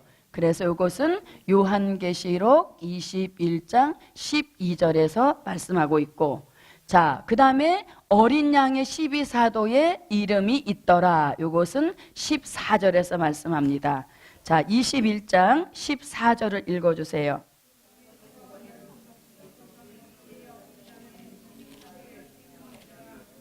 네, 어린 양의 12사도, 12사도의 이름들이 있더라. 그래서 합하여져서 24 장로인 것이고, 이 24 장로가 앉은 보좌를 일컬어서 24 보좌, 이렇게 하는 겁니다. 자, 그러면 하나님의 영광의 보좌를 딱 중심으로 해서 그 보좌 위에 누가 앉아 계시고, 삼위일체 하나님이 앉아 계셨죠. 그리고 그 보좌를 둘러서 일단 뭐가 있었어요? 무지개가 있었죠. 자, 무지개가 있었고 그 보좌를 중심으로 해서 이제 또 뭐가 하나 조직이 생겼어요. 24 보좌가 삥 둘려서 있는 것을 이제 보게 된 것입니다. 자, 그 다음에 이제 또 보겠습니다. 자, 이 장로들이 무엇을 입고? 흰 옷을 입고, 이렇게 하면 흰 옷을 입고, 그 다음에 머리에는 금 면류관을 쓰고 앉았더라, 이렇게 말하죠. 자, 흰 옷을 입고 라고 할 때 이 흰 옷을 우리가 어디서 찾아볼 수 있냐면 요한계시록 3장 4절에서 하나님과 다니기에, 주님과 다니기에 합당한 자가 입는 옷을 흰 옷, 이렇게 말하죠. 그래서 24 장로들도 흰 옷을 입고 있다는 겁니다. 자, 이건 뭘 가리키냐면 신앙의 정절을 지켜서 그 옷을 더럽히지 않았다, 그런 의미를 갖고 있는 것입니다. 그래서 흰 옷을 입었다는 것은 끝까지 무슨 정절? 신앙의 정절을 지켰기 때문에 흰옷 입는 자격이 주어졌다는 얘기인 것이죠. 그래서 이렇게 흰옷을 입고 있다 이렇게 말하는데, 자, 우리가 참고로 보면 우리도 입게 될 옷이 있습니다. 아멘. 우리도 입게 될 옷이 있는데 그 옷을 요한계시록 3장 4절에서 주님과 함께 다니기에 합당한 자, 주님과 함께 다니려면 정절을 지켜야 되죠. 그래서 합당한 자가 입게 될 옷을 일컬어서 흰 옷이다 이렇게 말하죠. 자, 그 다음에 또 요한계시록 19장 7절로 8절에 가서 어린 양의 아내가 입게 될 무슨 옷? 네, 어린 양의 아내가 입게 될 빛나고, 네, 빛나고 깨끗한 세마포를 입었더라 이렇게 말하죠. 예, 빛나고 깨끗한 세마포. 누가 입을? 어린 양의 아내로 청함을 입을 자들이 입을 옷을 일컬어서 빛나고 깨끗한 세마포인데, 이는 성도들의 옳은 행실이로다. 그 옳은 행실이라고 하는 것은 요한계시록 14장 4절처럼 여자로 더불어 더럽히지 아니하고 신앙의 정절을 지켰다는 그런 의미로 빛나고 깨끗한 세마포 옷을 입게 하신다는 겁니다. 자, 그 다음에 요한계시록 19장 14절로 15절에서 누가 입게 될? 하늘의 군대가 입게 될 무슨 옷? 네, 희고 깨끗한 세마포 옷이다. 자, 여러분, 여기서 볼 때 어린 양의 아내가 입을 옷과 하늘의 군대가 입을 옷이 비슷하죠. 앞에 뭐만 틀려요? 빛난다, 희다, 요것만 틀리죠. 그래서 우리가 선지학교에서 이 선지학교 평가고사를 치르면 어떻게 문제를 내냐면 이쪽에는 성경 구절을 쭉 쓰는 거예요. 이쪽에 성경 구절, 여기 이제 또 하나 뭐가 들어가면 마태복음 22장 11절로 13절 예복이 있죠. 자, 그럼 이렇게 성경 구절을 이쪽에다 쭉 써놓고 반대쪽에는 이렇게 빛나고 깨끗한 세마포, 희고 깨끗한 뭐 이렇게 쭉 써놔요. 쭉 써놓고 뭐라고 문제를 내냐면 오른편의 성경 구절과 왼편의 이 말씀이 맞는 것끼리 줄로 이으시오. 시험 방법은 조금 초딩 같죠. 그래도 그 수준은 신대원을 능가합니다. 아멘. 여러분 신대원 졸업하신 분들 많잖아요. 그런 신대원에서 이런 말씀 아직 들어보지 못했죠. 그래서 출제 방법 자체는 약간 초딩의 냄새가 나도 그 수준은 신대원을 이게 추월한다는 얘기예요. 자, 그럼 여러분 여기서 이렇게 줄을 그을 때 헷갈리는 게 두 개죠. 뭐냐면 19장 7절로 8절에서는 어린 양의 아내가 입을 빛나고 깨끗한 세마포잖아요. 그런데 하늘의 군대가 입을 옷은 희고 깨끗한 세마포예요. 여기서 헷갈린단 말이에요. 다른 데는 헷갈릴 게 없어. 그러면 헷갈리지 않는 방법이 있습니다. 예, 뭐냐 하면 잘 보세요. 하늘의 군대는 무슨 말을 타고 나와요? 백마를 타고 나오죠. 그러니까 말 자체를 흰 말을 타고 나오니까 옷도 희다 이렇게 하는 거죠. 그러면 안 헷갈려요. 별로 감탄을 안 하시네. 예, 그래서 여기서 하늘의 군대는 희고 깨끗한 세마포, 어린 양의 아내는 그냥 빛나고. 그래서 안 헷갈리려면 하늘의 군대는 백마를 타고 나오기 때문에 옷도 통일시키기 위하여서 희다 이렇게 표현을 하는 거죠. 통일시킨다는 건 제 말입니다. 그래서 이게 희고 깨끗한 세마포를 입고 나온다. 그래서 이것을 통틀어서 한마디로 말하면 혼인잔치에 입고 들어갈 예복이다. 아멘. 그래서 24 장로가 24 보좌 위에 흰옷을 입었다는 것은 끝까지 신앙의 정절을 지켰다. 그런 인정으로 흰옷을 입혀주신 것이고, 그 다음에 그 머리에 금 면류관을 쓰고 앉았더라 라고 할 때 요 면류관은 뭘 가리키느냐? 이 면류관은 바로 계시록 20장 4절로 6절에 가서 받게 될 무슨 왕권의 면류관을 가리키는 겁니다. 자, 그러면 왕권 받을 종들이 쓸 면류관을 누가 가지고 계시냐면 요한계시록 19장 11절로 13절에 보니까 백마 타신 심판주 예수님의 머리에 많은 면류관이 있더라 이렇게 말하죠. 자, 예수님 머리는 몇 개예요?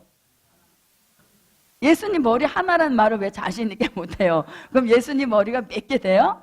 자, 예수님 머리는 하나인데 그 머리에 많은 면류관을 쓰고 있단 말입니다. 예수님 머리가 얼마나 무겁겠어요.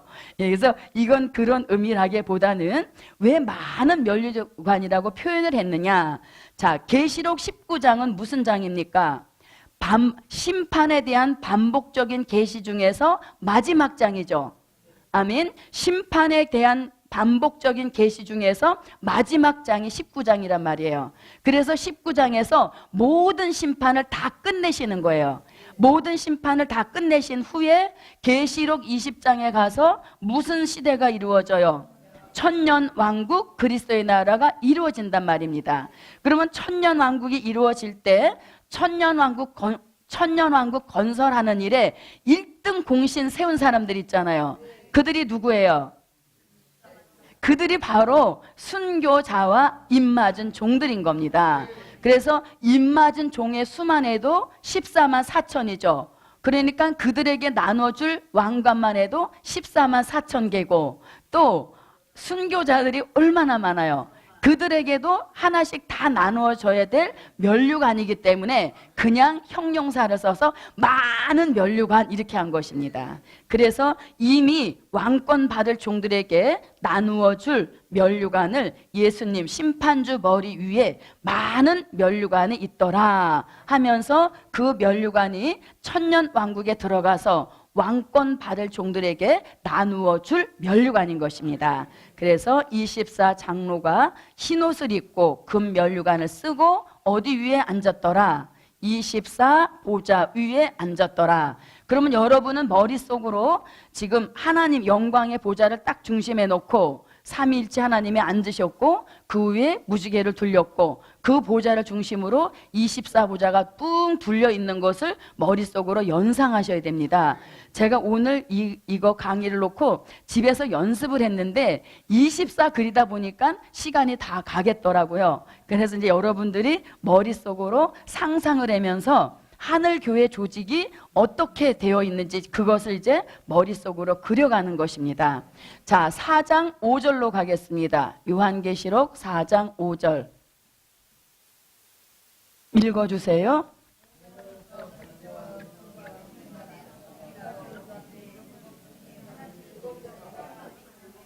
네, 자 5절에서도 보좌로부터 이렇게 되죠. 여기에 보좌도 무슨 보좌?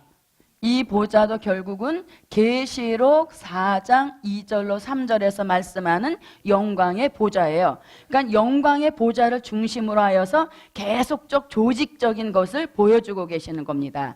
자, 그런데 이 보좌로부터 두 가지 역사가 일어납니다. 하나는 뭐냐면 번개와 이렇게 돼 있죠. 자, 이 두 가지 역사가 있는데 번개와 뇌성과 음성이 나고 이렇게 말하죠. 번개, 뇌성, 음성. 이것이 보좌로부터 음성이 먼저네요.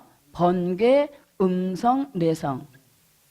자, 번개, 음성, 뇌성이 어디로부터 나고 보좌로부터 나고 이렇게 합니다. 그 다음에 또 그 보좌로부터 무슨 역사가 있느냐. 보좌 앞에 무엇이 있다? 7 등불 켠 것이 있으니 7 등불 켠 것이 이게 굉장히 중요하죠. 7 등불이 꺼진 것이 아니라 7 등불 켠 것이 있으니 이는 하나님의 7 영이라. 아멘. 자, 보세요 이제. 자, 번개, 음성, 뇌성. 이 어감만 봐도 이게 무슨 어떤 좀 심상치 않죠. 자, 그러면 번개, 음성, 뇌성이라고 하는 것은 이것은 결국 심판을 가리키는 겁니다. 심판. 자, 그럼 이 말씀을 요한계시록 11장 19절과 요한계시록 16장 18절로 21절에서 마지막에 하나님이 심판을 하시는데 번개, 내성, 음성, 지진 이런 것을 가지고 심판하시는 역사를 위의 말씀에서 나타내고 있습니다. 자, 그 다음에 일곱 등불 켠 것이 있으니 이는 하나님의 일곱 영이라 이렇게 말합니다. 자, 그러면 일곱 등불이 켜 있다. 이건 뭘 가리키냐면 실질적으로 등불 7개가 보좌를 주변으로 해서 불을 환하게 켜놓은 이런 역사를 가리키는 의미도 있지만 요 7 등불이라고 하는 것은 하나님의 완전한 빛의 역사 속에 흑암이나 어둠이 전혀 없는 그런 역사를 7 등불 불 밝혔다 이렇게 하는 겁니다. 그래서 7 등불로 불이 밝혀져서 우리 심령에도 7 등불이 비추어지면 우리 심령에 어떠한 흑암이나 어둠이 견디지 못하고 떠나가는 이런 것이 7 등불의 역사인 것이에요. 그래서 이건 뭐라고? 흑암이나 어둠이 견디지 못하고 떠나가는 완전한 빛의 역사를, 완전한 빛의 역사를 일컬어서 뭐라고? 7 등불 켠 것이 있다 이렇게 하는 것입니다. 자, 그런데 이것은 다른 것이 아니라 하나님의 7 영이라 이렇게 말합니다. 7 영. 자, 우리가 예수를 수십 년 믿었어도 7 영, 7 등불 이런 말씀 참 생소하죠. 그래서 요한계시록은 하루라도 안 하게 되어지면 굉장히 낯이 설어지는 거예요. 그래서 우리가 요한계시록은 뭐라고? 양식이라 그랬죠. 양식. 먹어라, 먹어라 하는 건 뭐라고? 자신의 영에 양식 삼아라 이렇게 됐잖아요. 양식이라고 하는 것은 뭡니까? 양식은 선택사항이 아니죠. 양식은 필수인 것입니다. 먹으면 살고 안 먹으면 죽는 것이 양식인 거예요. 그래서 이 시대에 자신의 영이 살기를 원한다면 이 시대의 영의 양식으로 주신 요한계시록 벨릴의 말씀을 매일매일같이 자신의 영의 양식으로 먹으라는 것입니다. 그래서 그런 필수적인 영의 양식을 먹을 때 우리 영이 강건해져서 마귀 참소를 이기고 마귀 미혹을 분별하고 마귀 시험을 역사를 이길 수 있는 그런 힘이 양식으로부터 분출되는 것입니다. 그래서 7 영은 뭐라고요? 자, 우리가 보혜사 성령이 내주하고 계셔도 불완전하잖아요. 그런데 불완전한 그런 우리를 마지막 때에 하나님이 쓰시기 위하여서 7 영을 부어주시면 불완전한 우리를 어떻게 완전케 하시는, 불완전한 우리를 완전케 하시는 성령을 일컬어서 뭐라고? 7 영 이렇게 하는 것입니다. 자, 7 영이 뭐라고요? 불완전한 우리를 완전케 하시는 성령. 자, 갈라디아서 5장 16절로 17절 말씀에 보니까 우리 안에는 2가지 소욕이 있죠. 육체의 소욕이 원래 있었는데 성령을 받으면서 성령의 소욕이 함께 있는데 이게 조용히 있으면 문제가 없는데 서로 대적한다 이렇게 돼 있잖아요. 서로 대적할 때 불완전한 모습을 드러낸다는 얘기예요. 그래서 하나님이 마지막 때에 7 영을 부으셔서 불완전했던 우리를 완전케 하시는 성령의 역사를 일컬어서 7 영 이렇게 하는 것입니다. 자, 그러면 하나님 보좌로부터 번개와 음성과 내성도 나고 또 한쪽에서는 7 등불을 환하게 켜놓고 7 영으로 역사하고 계신다. 자, 이건 무슨 뜻이냐면 하나님 보좌 세계에서 심판도 주관하시고 하나님 보좌 앞에서 뜻있는 종들에게는 7 영을 역사하여 주신다. 그래서 하나님 보좌로부터 심판도 말미암는 것이고 하나님 보좌로부터 뜻있는 종들에게 완전 역사를 주신다. 그래서 모든 것이 보좌로부터 말미암는다. 이런 의미를 지니고 있는 것입니다. 아멘. 그래서 번개, 음성, 내성은 심판으로서 심판의 주권도 보좌에서 그리고 뜻있는 종들에게 시대적인 역사를 주시는 것도 보좌로부터 시작된다. 이런 의미를 가지고 있습니다. 자, 그러면 여러분 이 7 영에 대하여서 조금만 더 말씀 보충 설명을 드려볼게요.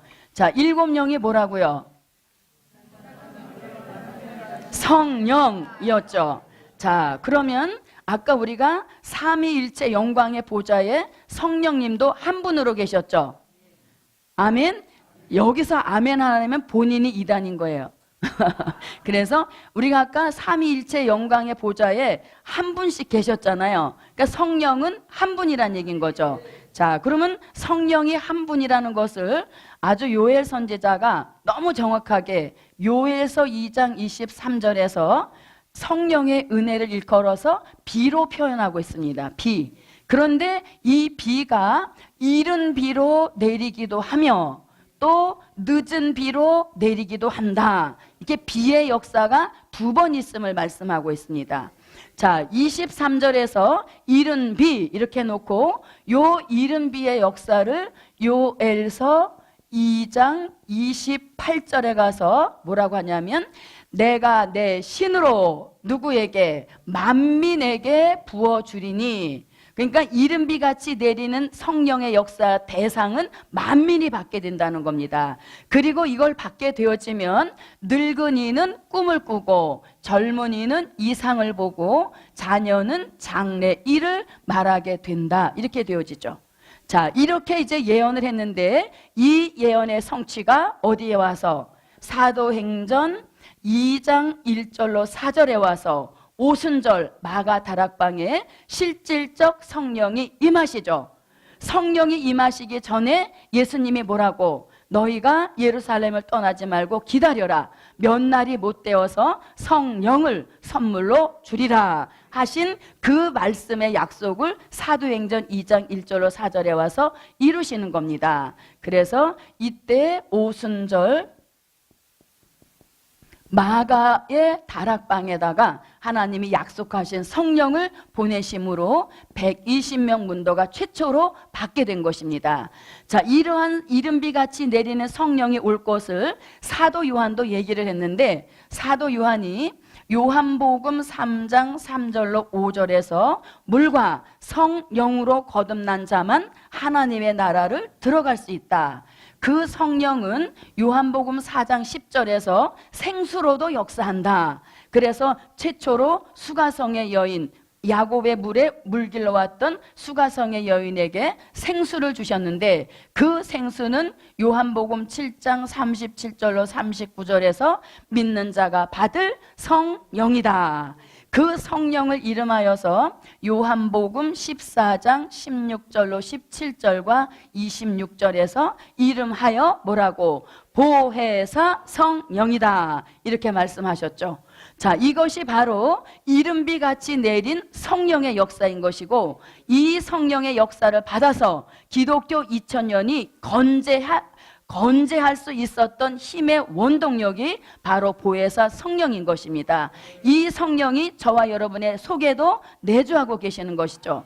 그런데 이렇게 보혜사 성령이라고 말씀한 사도 요한이 요한계시록을 쓰면서 7영을 말씀하는 겁니다. 자, 그러면 그 7영은 요엘 선지자가 말씀한 늦은 비 같이 내리는 성령이라는 것입니다. 그래서 자, 늦은 비 같이 내리는 성령도 있다. 이렇게 23절에서 말씀을 하고 바로 요엘서 2장 29절로 30절에서 뭐라고 하냐면 그때 내가 또 내 신으로 누구에게? 남종과 여종에게 부어주리니. 그러니까 벌써 보세요. 이른비같이 내리는 보혜사 성령은 받을 대상이 만민이라는 겁니다. 그런데 늦은비같이 내리는 성령은 받을 대상이 종된 자에게만 한정돼 있다는 것이죠. 그러면 여기서 말하는 종은 누구냐? 요한계시록 1장 1절의 표현에 의하면 반드시 속히 될 일을 보이실 그 종인 것이고 그 종은 곧 요한계시록 7장 1절로 4절에 하나님의 인을 맡고 나올 14만 4천이라는 것입니다. 그들은 이미 이사야 43장 1절처럼 지명받아 나오는 종들이다. 자, 이렇게 이제 종된 자에게만 부어주시는데 이 늦은 비 같이 내리는 성령을 받게 되면 나타나는 증거가 있는데 그것이 피와 불과 연기 기둥이라. 예, 그래서 보세요. 자, 이른비 같이 내리는 성령은 꿈을 꾼다, 장래일을 말한다, 이상을 말한다. 전형적 은사 역사인 것이죠. 그래서 이 보혜사 성령을 받음으로 고린도전서 12장 같이 각종 은사를 행할 수 있었다는 겁니다. 그런데 늦은 비같이 내리는 성령은 종들에게만 부어주시는데 벌써 어감이 틀리죠. 피, 불, 연기, 기둥. 그럼 피와 불은 어디로 연결이 되어지느냐? 요한계시록 11장 3절로 6절에서 다시 예언하러 나갈 두 증인의 권세 속에 나타나는 역사인 것입니다. 자, 이렇게 이제 종된 자들에게 부어주시는데 요에서 2장 29절로 30절 요 예언이 어디 가서 성취가 되어지느냐? 요한계시록 5장 6절과 요한계시록 1장 4절, 3장 1절, 4장 오늘 본문 4장 5절. 그래서 5장 6절에 보면 이는 하나님의 일곱 영인데 온 땅에 보내심을 입은 하나님의 일곱 영이라 이렇게 되어지는 거죠. 그래서 성령은 하나이지만 기독교를 시작하는 알파적인 성령은 보혜사 성령이요. 기독교 역사를 마치는 오메가적인 성령의 역사는 무슨 영이다? 일곱 영이다. 아멘. 이런 역사인 것입니다. 그래서 이 시대에는 뭘 받기를 힘쓸 때다. 그렇죠. 지금까지 우리는 성령 충만을 2000년 구해왔고 개별적으로도 수십 년 구해온 역사인 겁니다. 이제는 일곱 영의 역사를 받아서 완전한데 나가자. 자, 그러면 요것도 제가 아까 그린 표처럼 아주 이렇게 한눈에 딱 보기 쉽게 그렇게 이제 정리를 해드릴게요. 자, 제가 이런 표 그린 거 좋아한다 그랬죠? 자, 이렇게 해놓으시고 제목은 요엘서 2장 23절에서 이른 비와 늦은 비 이렇게 제목을 잡아 놓으시는 겁니다. 자, 그렇게 칸을 갈라 놓고 이쪽에는 이른 비, 이쪽에는 늦은 비. 자, 이렇게 놓고 이제 자, 이른 비 같이 내려주시겠다고 예언을 했죠. 어디서 예언했어요? 요엘서 2장 28절에서 예언을 했죠. 자, 요 예언이 어디 가서 성취가 됩니까? 네, 사도행전 2장 1절로 4절에 가서 성취가 되어지죠. 자, 이른 비 같이 내리는 성령 받을 대상 누가 받을 거예요? 만민이 받는다 그랬죠. 자, 만민이 받는다 그랬죠. 그러면 만민이 받았는데 받은 증거가 나타났죠. 뭐라고? 장래일을 말한다. 그 다음에 꿈을 꾸며 이상을 말하며 이렇게 된다 그랬죠. 자, 그 다음에 이 이른비같이 내리는 성령의 역사를 뭐라고? 자, 요한복음 아까 그걸 써야 되는데요. 하나만 쓰겠습니다. 요한복음 14장 16절로 17절 그리고 26절에서 이 성령을 이름하여 성령의 이름이라 그러면 좀 모순돼요. 근데 적당한 표현이 없어서 그냥 이름이라고 하니까 오해는 하지 마세요. 아멘. 예, 그냥 적당한 표현이 없기 때문에 그래서 이른비같이 내리는 성령을 이름하여서 보혜사 성령이다 이렇게 하는 겁니다. 자, 그 다음에 자, 이 이른비같이 내리는 보혜사 성령의 역사를 보내주시는 목적이 있습니다. 뭐냐면 복음의 씨를 심게 하기 위하여서 이른비같이 내리는 보혜사 성령을 부어주셨다는 겁니다. 자, 그러면 복음의 씨를 심는다 할 때 이 씨는 누구? 예수님이시죠. 이미 창세기에서 뭐라고 아브라함한테 내 씨로 말미암아 천하 만민이 복을 얻으리라 이렇게 했잖아요. 그래서 복음의 씨를 심게 하시려고 내려주신 역사라는 겁니다. 자, 그러면 이른비같이 내리는 보혜사 성령, 이 성령은 어느 곳에 내려주시느냐? 받으려면 우리가 어디 가야 되느냐? 자, 내려주시는 곳 또는 장소. 자, 이건 뭐냐면 된 일의 말씀을 들을 때 된 일의 말씀을 믿을 때, 된 일의 말씀을 전하는 그곳에 부어주시는 역사가 이른비 같이 내리는 보혜사 성령입니다. 아멘. 자, 이렇게 놓고 이제 늦은 비 쪽으로 옮겨옵니다. 자, 늦은 비 같이 내리는 성령을 부어주겠다고 예언한 곳이 어디예요?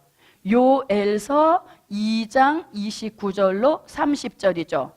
그러면 늦은 비가 온다는 예언의 성취는 아까 계시록 5장 6절에서 온 땅에 보내심을 입은 하나님의 일곱 영이라, 온 땅에 보내심을 주신다는 거죠. 자, 그리고 참고로 1장 4절, 3장 1절, 4장 5절이 되겠습니다. 자, 그 다음에 늦은 비같이 내리는 성령 받을 대상은 누구라고? 남종과 여종에게 부어주리니, 이렇게 되었죠. 자, 그러면 늦은 비같이 내리는 성령을 종들이 받았습니다. 그 증거는 뭐라고요? 피와 불과 연기 기둥이라, 이렇게 되었죠. 자, 그 다음에 이 늦은 비같이 내리는 성령을 구태여 이름을 붙여본다면 뭐라고? 일곱 영의 역사다, 이렇게 되는 것이죠. 자, 그 다음에 늦은 비같이 내리는 성령 보내주시는 목적이 있단 말이에요. 이른 비는 왜 보내주셨고, 복음의 씨를 심물하고 심고 가꾸라고 보혜사 성령, 이른 비같이 내리는 성령을 부어주셨다면, 이제 늦은 비같이 내리는 성령, 즉 일곱 영을 부어주시는 목적은 뭐예요? 그렇죠. 그동안 뿌려왔던 복음의 씨에서 이제는 농부 되시는 하나님이 뭘 원하셔요? 열매를 원하신다는 겁니다. 열매 맺게 하시려고 부어주시는 성령, 그것이 바로 늦은 비같이 내리는 일곱 영의 역사다.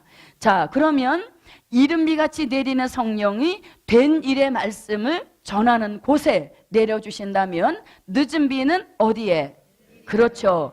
될 일의 말씀을 들을 때, 될 일의 말씀을 믿을 때, 될 일의 말씀을 전하는 그곳에 부어주시는 성령을 일컬어서 늦은 비같이 내리는 일곱 영이다, 이렇게 하는 것입니다.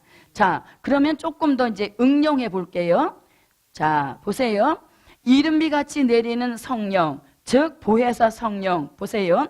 자, 소식으로 보게 되어지면 기쁨의 좋은 소식을 전하는 곳에, 기쁨의 좋은 소식을 전하는 곳에 내려주시는 성령은 무슨 성령?